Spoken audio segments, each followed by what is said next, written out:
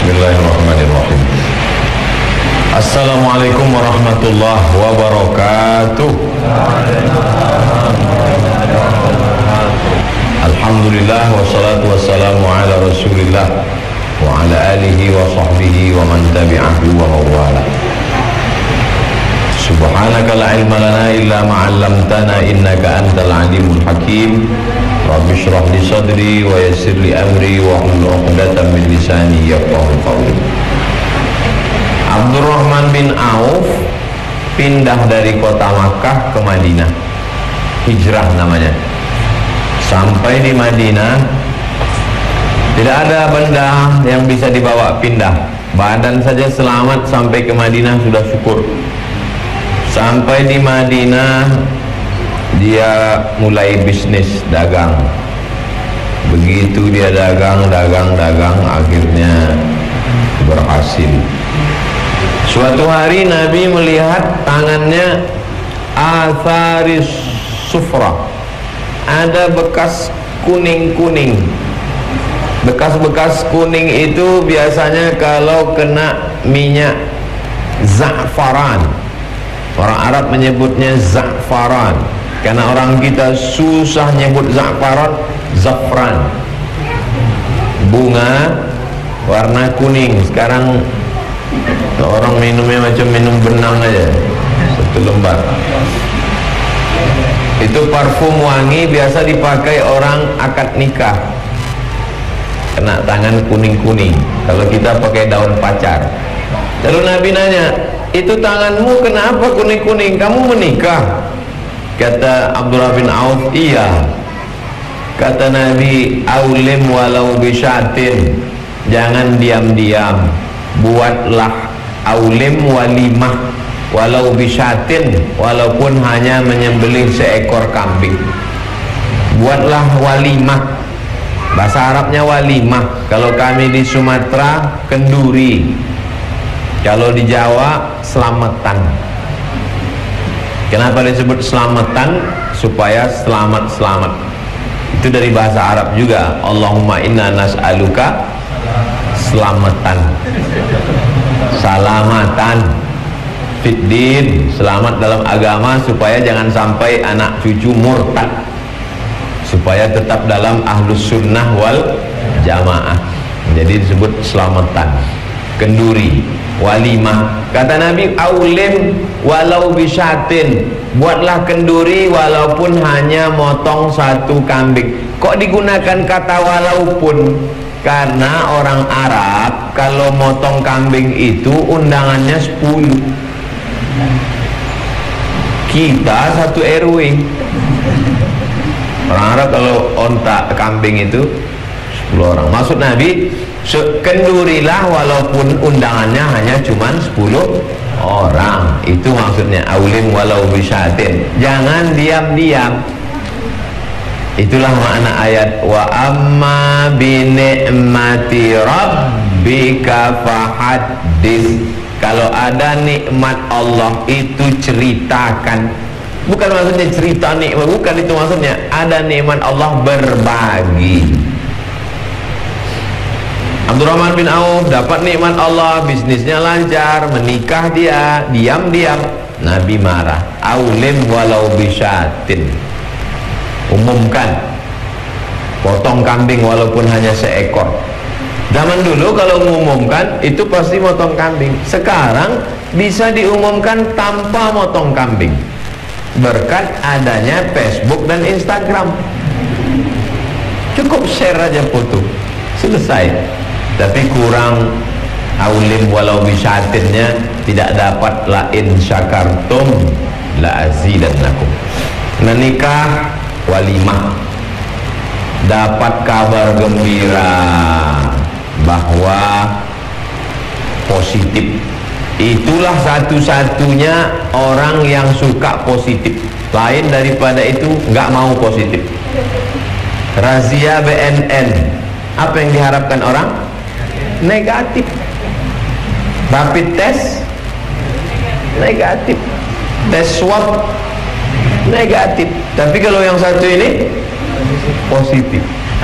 Begitu dapat kabar positif, bersyukur lagi kepada Allah, karena begitu susahnya orang dapat anak. Tidak satu dua jamaah yang datang ke saya minta doakan, Pak Ustadz, saya sudah umur 40 tahun belum punya anak. Saya baca Al-Fatihah. Kenapa kamu belum punya anak? Belum nikah. Nikah dulu.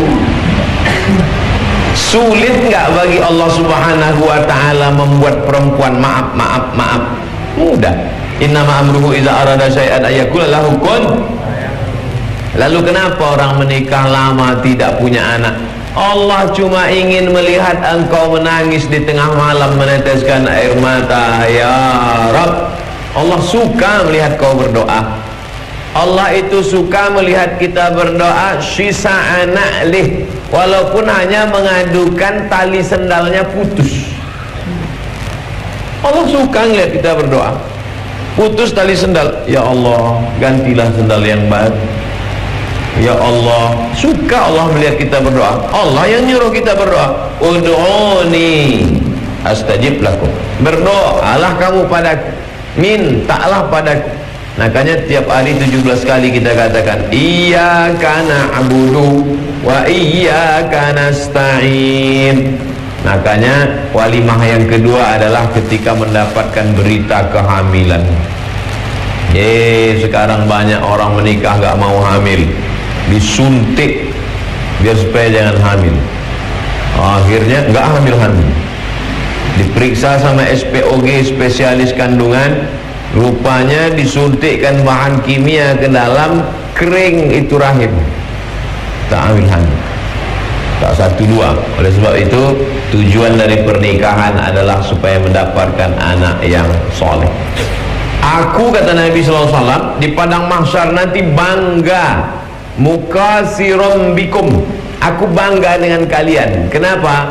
Bainal umam, karena di antara umat-umat yang lain, umat Nabi Musa, umat Nabi Isa, umat Nabi Ibrahim, umat Nabi Nuh, yang paling ramai adalah umat Nabi Muhammad sallallahu alaihi wasallam. Tazawwajul walud al-wadud, tazawwajul walud al-wadud. Tazawwajul walud, nikahilah perempuan yang subur. Al-wadud, penyayang. Walud, subur. Subur maksudnya banyak anak. Al-wadud, penyayang. Anaknya banyak tapi sayang. Ada anak satu, telinga hilang sebelah. Bagaimana kita bisa tahu dia ini subur, Pak Ustadz? Dari mana tahu kalau laki-laki mau nikah bahwa perempuan itu subur? Lihat keluarganya, emaknya, neneknya, adiknya, kakaknya. Tapi jangan gara-gara ini yang anak satu dua, saya mau cari yang al-walud. Bukan itu maksud. Mensyukuri nikmat Allah Subhanahu wa ta'ala dari mulai awal, lalu kemudian setelah punya anak. Saya iri sama teman saya, Pak Ustadz, saya sudah nikah 10 tahun belum punya anak. Kamu? Itulah, saya sudah 10 tahun belum. Tetangga saya nikah Januari, Maret punya. Tidak perlu iri. Itu perbuatan maksiat, dosa.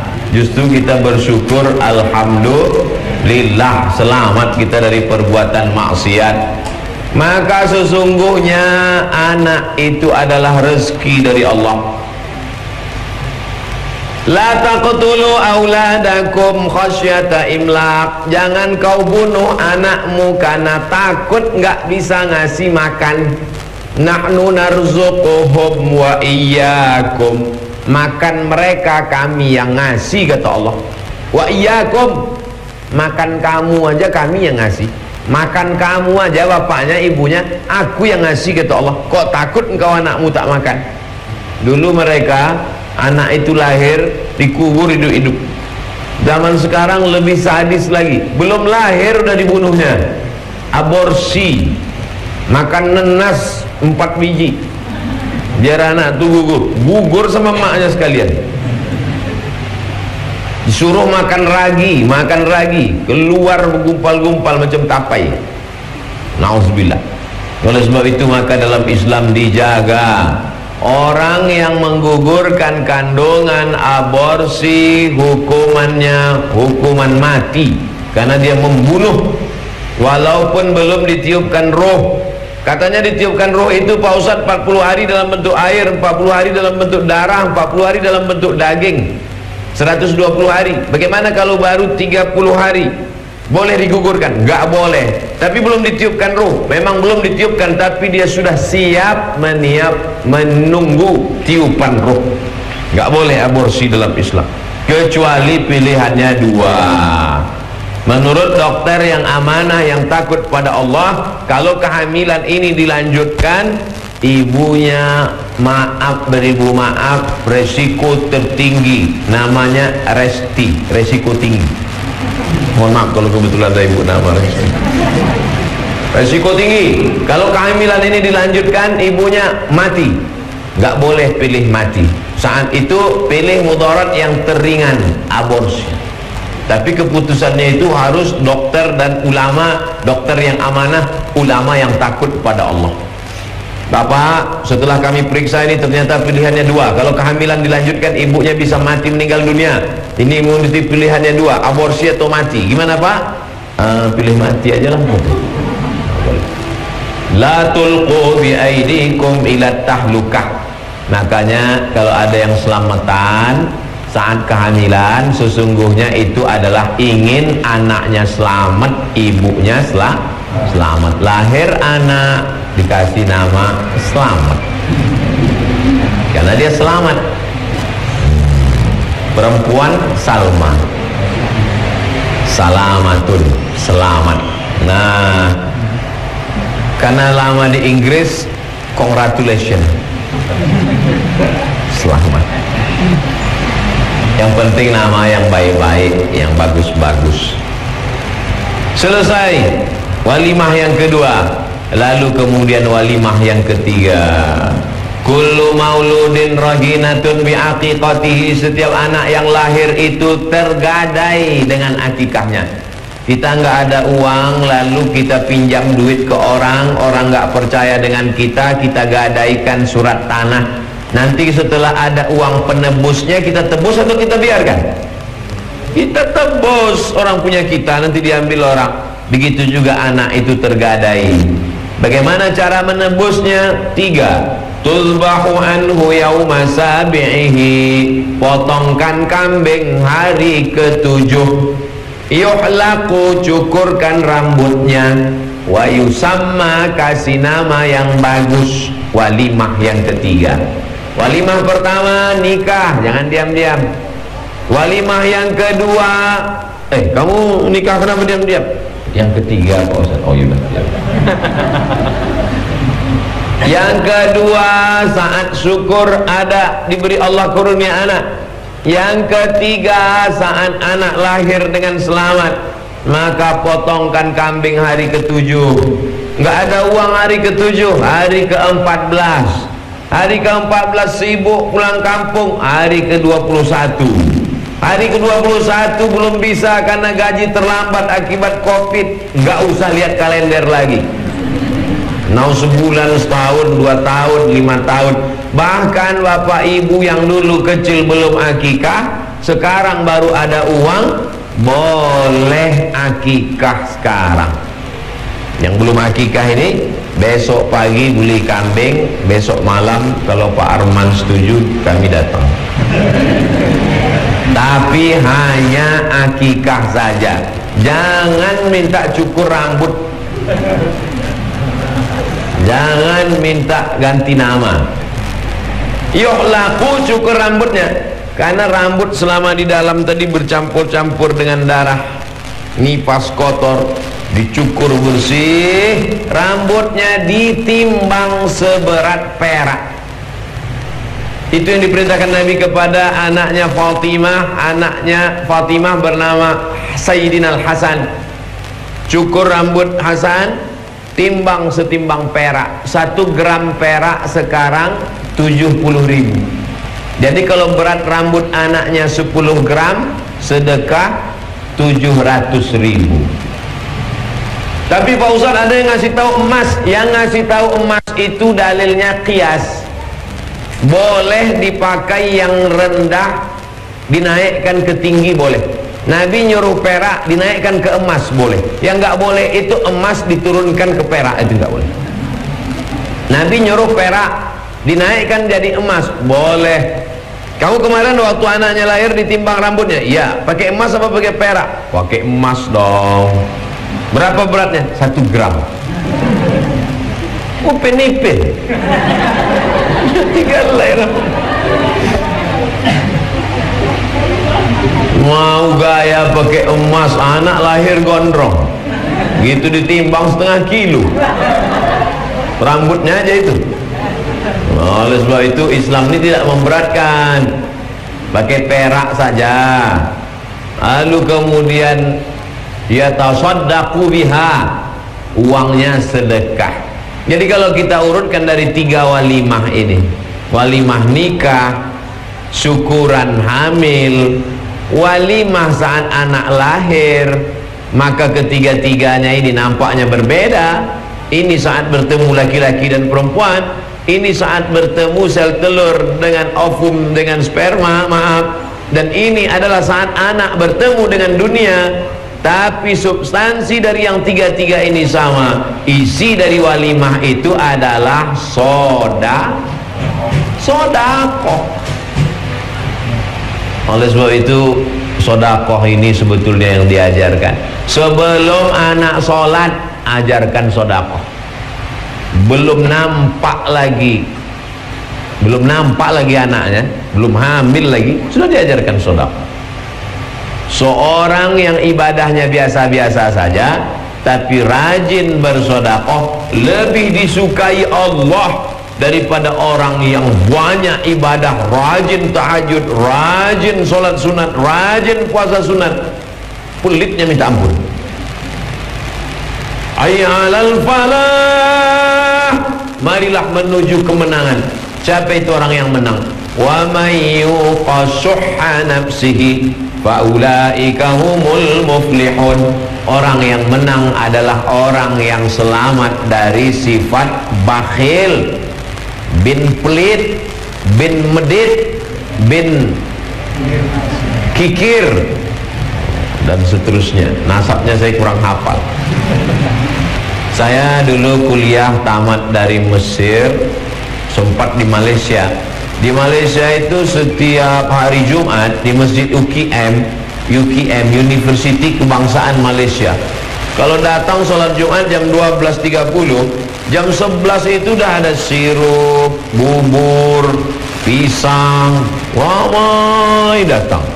Kemudian saya tinggal di Kajang. Di situ ada Masjid Raya Kajang. Kajang itu Selangor, Malaysia. Itu kalau buka puasa itu azan maghrib, dari azan ke sholatnya agak beberapa menit ngasih orang buka. Itu bubur sudah dipajang, namanya bubur lambu. Bubur lambu. Jadi rata-rata mereka ini senang sekali bersedekah. Dan masyarakat kita luar biasa. Saya mau membanding-bandingkan di tempat lain. Di Mesir gitu juga Bapak Ibu. Saya 4 kali Ramadan di Mesir. Ramadan tahun 99, 2000, 2001, 2002. 4 kali Ramadan di Mesir. Itu jam 6 sore, kemah-kemah sudah penuh. Jadi setiap ada tanah lapang itu dipasang kemah. Orang sedekah. Dibuat tulisan besar-besar, Maidatur Rahman. Maidah meja makan, Rahman Tuhan, meja makan Tuhan. Apa maksudnya? Di meja makan itu ada makanan, tapi yang ngasih nggak mau ngaku, seolah-olah itu makanan kiriman dari Tuhan. Jam 6 kita datang, makanan sudah siap, tinggal duduk aja. Rata-rata mahasiswa Indonesia, anak Afrika ada juga, anak Turki, ramai. Waktu itu anak Indonesia mahasiswa 2.473 orang. Sekarang sudah 7.000 orang. Dibandingkan kami 20 tahun yang lalu di Mesir. Luar biasa. Pindah saya ke Maroko. Di Maroko saya tinggal di asrama. Pas bulan puasa, hari pertama bulan puasa sore, saya lihat ada 2 drum besar. Apa nih? Buka tutup bubur. Bubur harira namanya. Buka puasa orang Maroko itu buburnya seragam semua.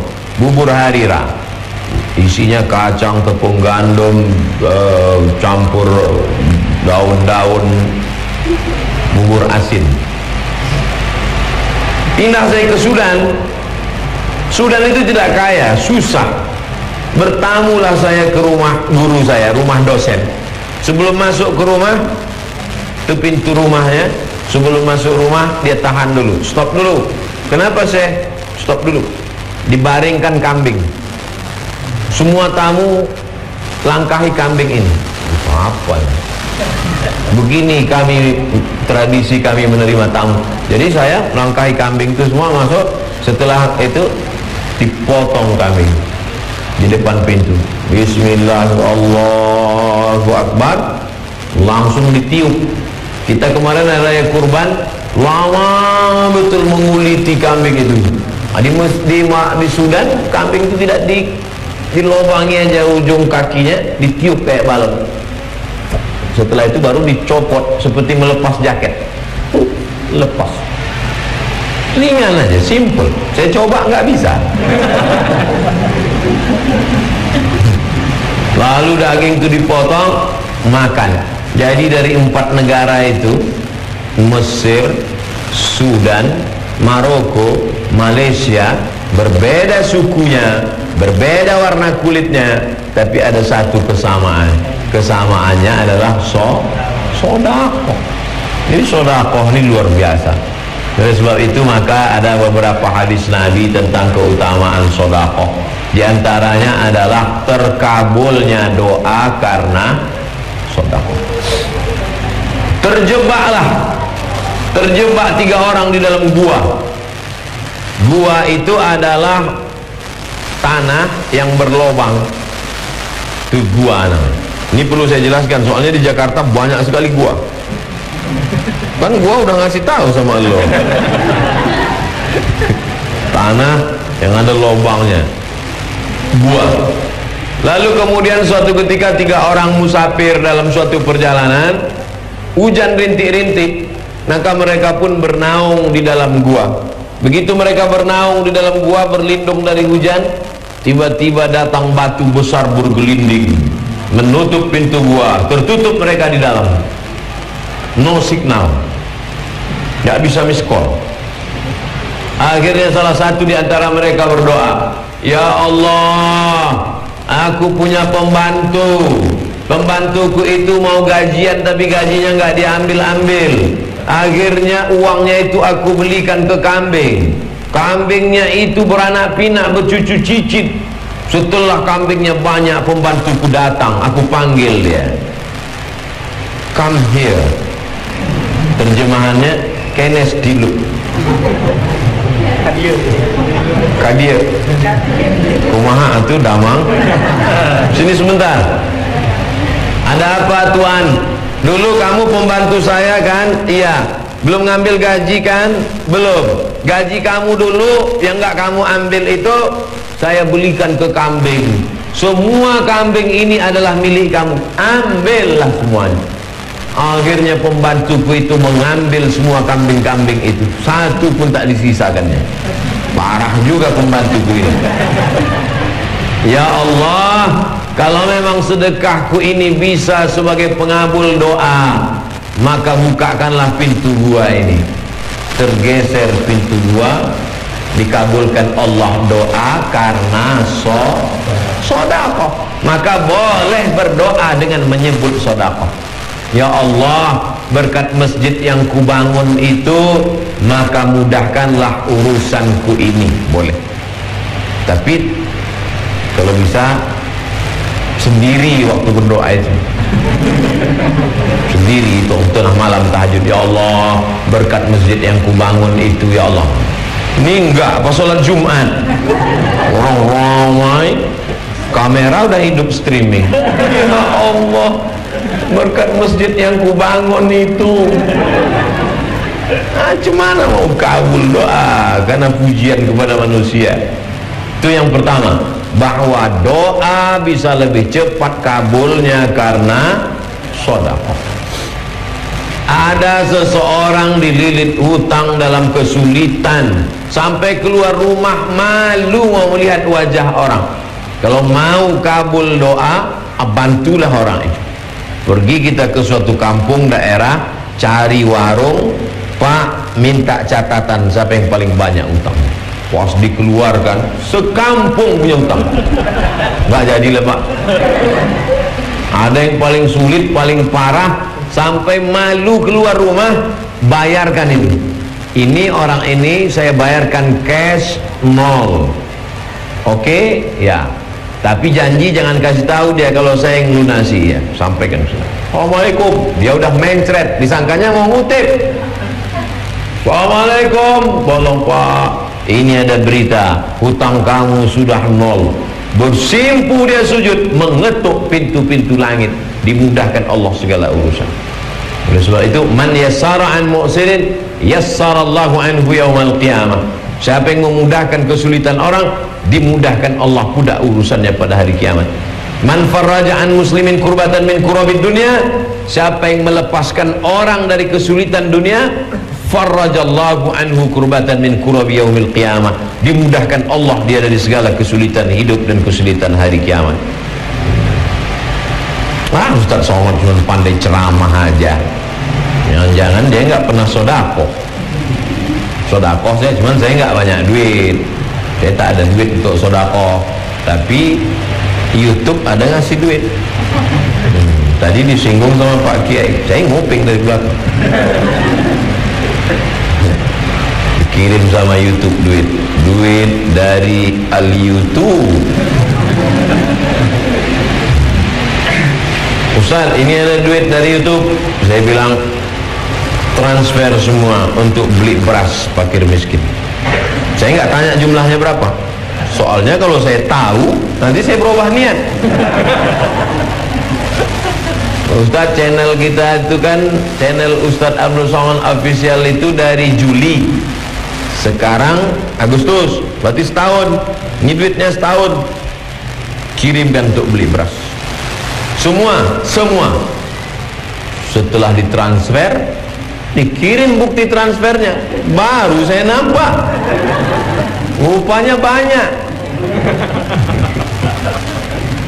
Oleh sebab itu maka kalau mau sedekah jangan lihat angkanya, karena kalau kita lihat datang setan, alladzi waswisu sudurin nas. Setannya kelihatan,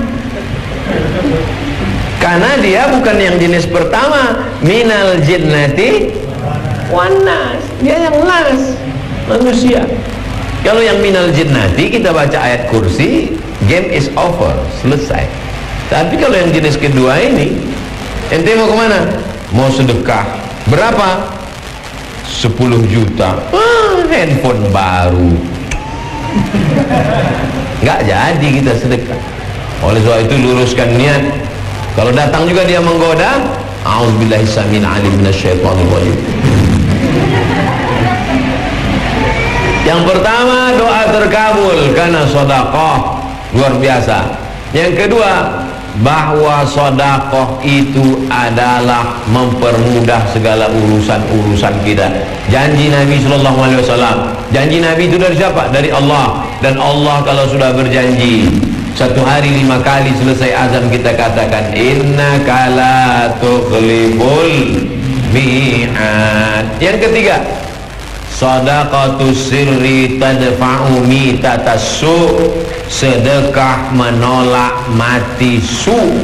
Su artinya jelek, maka disebut su'ul khotimah, menolak mati jelek. Mana ada orang mati wajahnya nggak jelek Pak Ustaz? Bukan itu maksudnya. Mati jelek itu mati su'ul khotimah. Apakah orang yang ditabrak mobil itu mati jelek? Enggak. Kalau dia cari nafkah, ditabrak mobil, mati syahid. Mati jelek itu adalah mati di atas tempat tidur tapi tidak menyebut la ilaha illallah. La ilaha illallah. Sinetron Korea. Apa yang paling sering kau tonton? Apa yang paling sering kau dengar? Apa yang paling sering kau lihat? Apa yang paling sering masuk ke kepalamu? Apa yang paling sering masuk ke telingamu? Apa yang paling sering mengganggu pikiranmu? Apa yang paling kau pikirkan dalam otakmu? Itulah yang akan datang waktu mau sakaratul. Alhamdulillah jamaah paling sering zikir, paling sering baca yasin, paling sering sedekah, maka itulah yang akan menolong. Ada orang sakaratul mautnya 6 bulan 6 bulan sakaratul maut. Judul lagunya Setengah Napasku Pergi. Ya mati-mati. Namanya Mustafa Kemal Atatürk, pemimpin sekuler dari Turki. 6 bulan nggak mati-mati. Ada lagi yang lebih hebat lagi, bertahun-tahun. Bisa dicari di Google, nampak gambarnya. Perdana Menteri Israel, siapa namanya? Ariel Sharon. Bertahun-tahun tak mati-mati. Mati itu bukan kuasa kita. Bisa kita mati kehendak kita. Yuhyi wa yumiit. Allah menghidupkan, Allah mematikan. Berapa banyak orang mau mati nggak mati-mati? Berapa banyak orang nggak mau mati? Mau mati nggak mati-mati. Masuk kamar mandi, minum racun, nggak mati. Rupanya tabung racun udah ditukar sama sampo, nggak mati. Seminggu bubui-bubui aja, nggak mati ya Allah. Cari rel kereta api jam 3 sore, lewat kereta api, nggak mati, salah rel. Nggak mati kata Allah SWT. Akhirnya inilah yang terakhir, nggak ada yang bisa menghalangi. Sudah dipastikan, ambil tali jemuran, ikat ke kayu di atas, lompat jatuh, patah kayunya.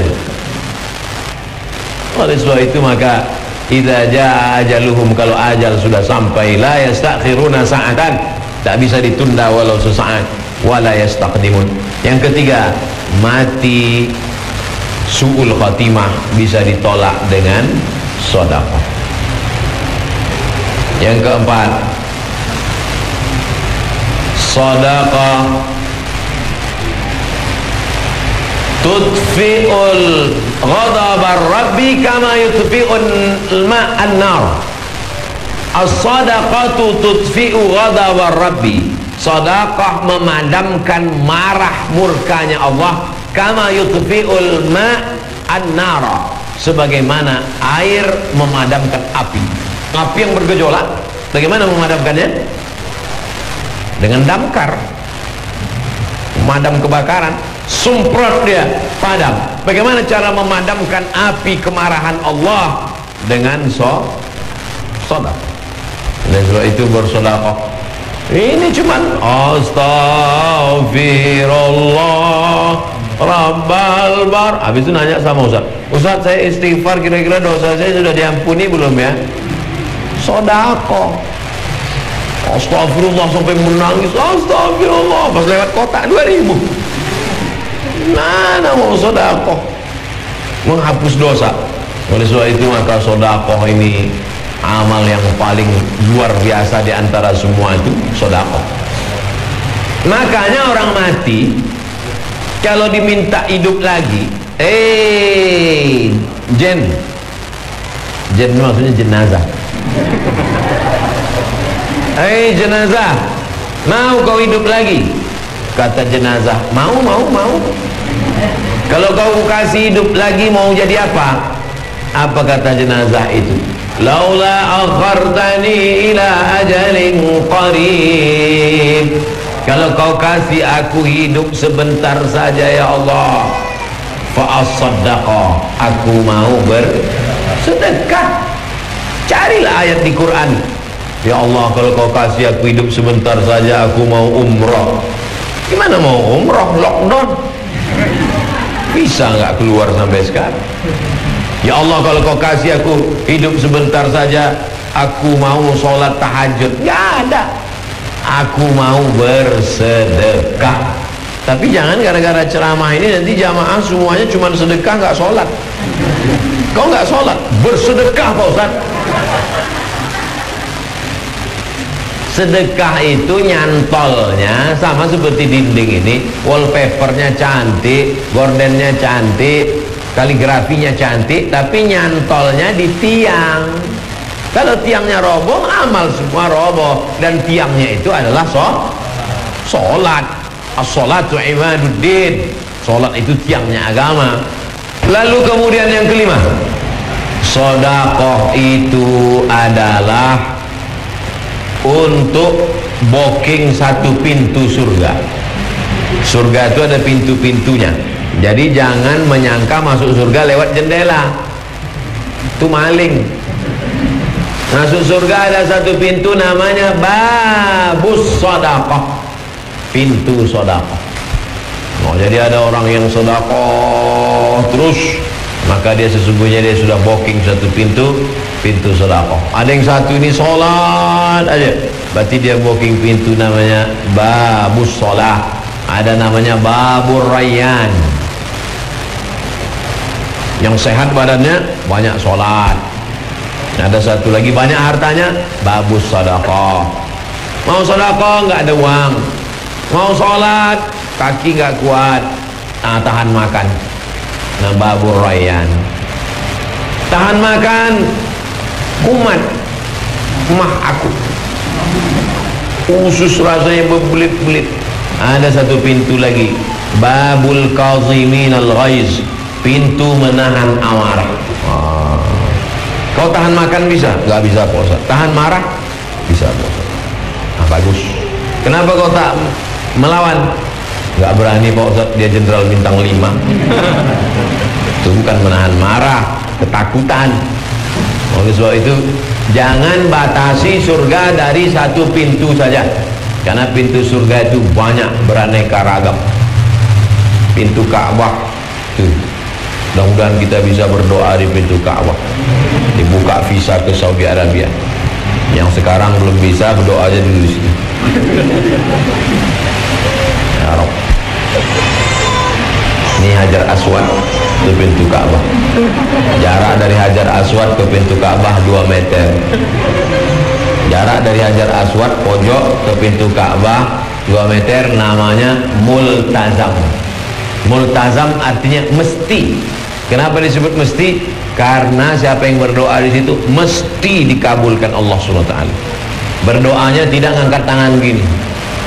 Berdoanya pipi ditempelkan, tangan naik dinding. Untuk manasi haji bisa, tangan naik ke atas tidak.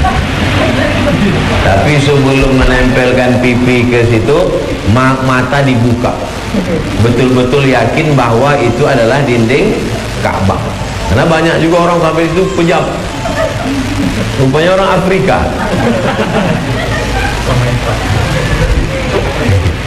Oleh sebab itu maka sodakoh ini luar biasa.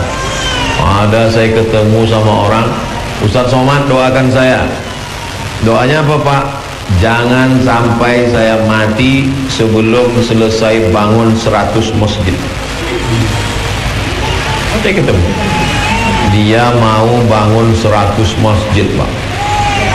Mudah-mudahan bapak-bapak semua belum mati sebelum bangun 1 masjid. Yang sudah bangun masjid alhamdulillah, yang belum bangun masjid ya na'udzubillah. Tapi kita ada usaha. Doakan juga Ustaz Somad sebelum mati bisa bangun masjid. Masjid apa namanya Ustaz? Ngapain jauh-jauh? Masjid As-Somad. Qul huwallahu ahad, Allahus somad. Wah, nanti Ustaz nggak ikhlas. Oke, kita robah Masjid Al-Ikhlas. Ya, sebab itu maka hidup ini cita-citanya nggak usah muluk-muluk. Cita-cita punya rumah besar, tinggal. Cita-cita punya mobil besar, tinggal. Tapi kalau punya masjid besar, mengalir. Paling bagus punya masjid pinggir jalan, orang lewat pinggir jalan. Mampir orang, mampir buat baliho besar-besar. Jangan cuman mampir kencing. Tapi andai ada orang mampir cuman kencing, tetap mengalir pahalanya. Karena siapa yang memudahkan kesulitan orang, dimudahkan Allah urusannya di alam barzah. Tidak ada kesulitan yang lebih hebat daripada menahan kencing. Nah itu potong tuh 1 menit, masukkan ke Instagram. Betul tidak? Tidak. Betul lah. Tak ada orang secantik-cantik orang kalau sudah menahan kencing jelek mukanya. Seganteng-ganteng orang kalau sudah menahan kencing hilang ganteng, merah padam mukanya. Oleh sebab itu maka mudahkan urusan orang, dimudahkan Allah urusan kita. Wallahu fi aunil 'abdi ma kana al-'abdu fi auni akhi. Cari itu mahasiswa-mahasiswa yang berprestasi tapi nggak bisa bayar uang semester, bayarkan. Kumpulkan anak-anak muda yang mau menikah tapi sulit mendapatkan biaya buat nikah massal, mudahkan urusan mereka. Tanya Pak Kua, berapa biayanya Pak Kua? 500.000. Buka pendaftaran 100 orang kali 500.000, mudahkan urusan orang. Cari orang-orang tua yang anaknya sudah tak ada, suaminya sudah meninggal, hidup sebatang kara tak makan. Tanya dia, ibu sendirian, anak tak ada, suami tak ada, sendirian, sudah tua, berapa makan sebulan? 5 juta. Banyak kali. Kasih dia bantuan, tolong orang susah. Oleh sebab itu maka yang bisa menolong sesuai dengan kemampuannya masing-masing. La yukallifullahu nafsan illa wus'aha. Allah tidak membebani orang lebih daripada kemampuannya. Bapak Ibu yang dimuliakan Allah Subhanahu wa taala, anak-anak kita latih sedekah. Kasih dia duit 10.000, 20.000. Senyum dia. Terima kasih Papa, terima kasih Mama, masukkan ke kotak itu. Gak jadilah kata dia. Seumur hidup sampai mati dia akan ingat itu. Sekali saya ceramah belum masuk kotaknya, 2 kali saya ceramah belum tentu menembus telinganya.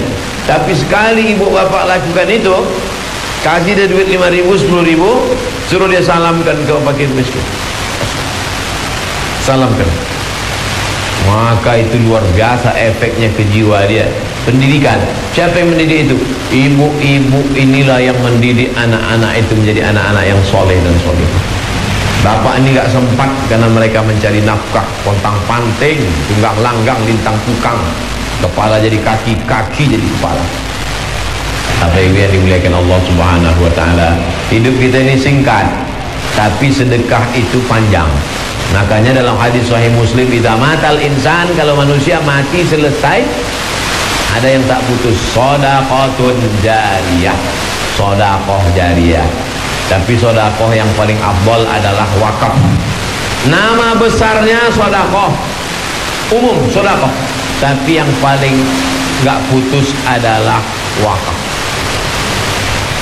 Ruko yang di sana itu saya wakafkan, ruko wakaf, silakan sewa. Hasilnya sewa ruko 1 tahun 100 juta untuk biaya operasional anak yatim sekolah tahfiz, gaji gurunya, beli whiteboard, beli spidol, kursi patah, 100 juta mengalir pahalanya. Buat ruko wakaf, akta ikrar wakaf ke Pak Kua, robah status tanah jadi tanah wakaf. Cuman sekarang kalau udah cerita tanah wakaf, bayangan orang kuburan. Tanah wakaf dalam Islam itu bukan cuma kuburan. Tanah wakaf dibangun di atasnya hotel, hotel syariah. Hasilnya, oleh sebab itu bapak-bapak, ibu-ibu berkumpul buat sebuah komunitas, lalu kemudian membuat hotel syariah di tanah wakaf, lalu kemudian klinik disewa oleh dokter, tapi tanahnya tanah wakaf. disewa kan nggak putus, karena kalau dijual habis. Tanah wakaf produktif, la yurasu, nggak bisa diwariskan, wala yuhabu, nggak bisa dihibahkan, wala yuba'u, tidak bisa diperjualbelikan. Namanya wakaf. Pak Ustaz, ada yang mau saya wakafkan ini. Bagus Pak, mana dia? Ini. Keluar anaknya. Anaknya mau diwakafkannya. Maksudnya apa nih? Anak saya yang satu jadi dokter, yang satu jadi tentara, yang satu jadi polisi, yang satu jadi pakar ekonomi, yang satu jadi akuntan, yang satu jadi lawyer, yang ini kuwakafkan menjadi penghafal Quran untuk menolong agama Allah. Takbir. Wah, kita semangat lihat ya. Oleh sebab itu ada anak kita ini yang diwakafkan. Wakafkan fisabilillah. Mbah saya, kakek saya dulu, cucuku yang ini, cucunya 40 lebih kurang. Cucuku yang ini terserah, tapi yang satu ini mesti sekolah agama, enggak boleh sekolah umum. Maksudnya ini tuh saya sekolah agama, maka saya enggak pernah sekolah umum. Ibtidaiyah, sanawiyah, aliyah, kuliah, terus agama. Jadi saya bukan mendadak tiba-tiba jadi ustaz. Saya ini hasil wakaf. Ini tanahku, kebun kelapa 2 hektar, kata mbah saya. Kebun kelapa 2 hektar, lengkap di dalam ada kolam ikannya, untuk biaya cucuku ini kuliah. Kalau aku mati, ini kebun untuk biaya dia kuliah. Tapi kalau aku hidup, aku yang akan membiayai dia. Meninggal kakek saya umur tahun 82, umur saya 5 tahun. Meninggal dia, pokok-pokok kelapa itu pun ikut mati. Dijual tanah. Tanah yang dulu kata dia untuk biaya sekolah saya itu dijual. Allah ganti. S1 saya beasiswa, S2 saya beasiswa, S3 saya ngajukan beasiswa 3 kali Kementerian Agama, enggak lulus-lulus. Tapi saya dibukakan Allah pintu rezeki. Selesai S3. Selesai S3 Desember, bulan Februari saya ke Brunei, mendapat visiting profesor dari Universitas Islam Sultan Syarif Ali Brunei Darussalam. Lama saya termenung. Saya mikir-mikir, oh ini ternyata buah dari sodakoh mbah kakek saya itu. Allah balas sodakohnya, bukan saya. Apa dipandang Allah dari saya? Banyak orang lebih pandai dari saya, banyak orang lebih gemuk dari saya, banyak orang lebih cerdas dari saya. Lama saya pikir, kenapa dikasih Allah ini? Saya yakin dan percaya, karena Allah berjanji, masalul ladzina yunfiquna amwalahum fi sabilillah kamathali habbah. Siapa yang mau menginfakkan hartanya di jalan Allah seperti satu biji, ambatat sab'a sanabil, tumbuh 7 cabang, wa fi kulli sunbulatin mi'atu habbah, dalam satu cabang ada 100. Wallahu yudha'ifu liman yasha. Dia cuma kasih beberapa batang kelapa untuk sekolah cucu, kata dia, tapi Allah lipat gandakan dengan dikasih Allah beasiswa S1, S2. Untung nggak ada S4, S5. Kalau ada, dapat saya juga itu. Sombong kali Ustaz. Itu semua berkat sodakoh. Saya yakin dan percaya itu. Maka saya sampaikan. Saya kalau menyampaikan itu, ada yang saya sampaikan itulah sesuatu yang saya yakin dan sudah saya lakukan. Kalau saya tidak yakin dan tidak saya lakukan, saya sampaikan, berarti saya calo. Bandung. Udah pernah ke Bandung? Belum. Saya yakin, saya percaya, saya lakoni, saya kerjakan, saya imani, baru saya sampaikan. Mudah-mudahan kita istiqomah, hati kita tidak berubah. Belum hati ini kan mau bolak-balik. Berbolak-balik itu bahasa Arabnya qalb. Bolak-balik. Pakai qalb. Bolak-balik. Itulah yang saya sampaikan pada hari ini. Mudah-mudahan bermanfaat. Amin ya rabbal alamin. Di Pekanbaru kami alumni Al-Azhar membuat namanya Yayasan Tabung Wakaf Ummah, bergerak di 4 bidang. Pertama, ekonomi. Kedua, pendidikan. Ketiga, sosial. Keempat, ekonomi, pendidikan, sosial. Lupa pula. Pokoknya itulah. Ada channelnya, channel Yayasan Tabung Wakaf Umat. Subscribe, like, and share. Itu yang dapat saya sampaikan. Mudah-mudahan bermanfaat. Terima kasih perhatian Bapak Ibu. Terima kasih. Assalamualaikum warahmatullahi wabarakatuh.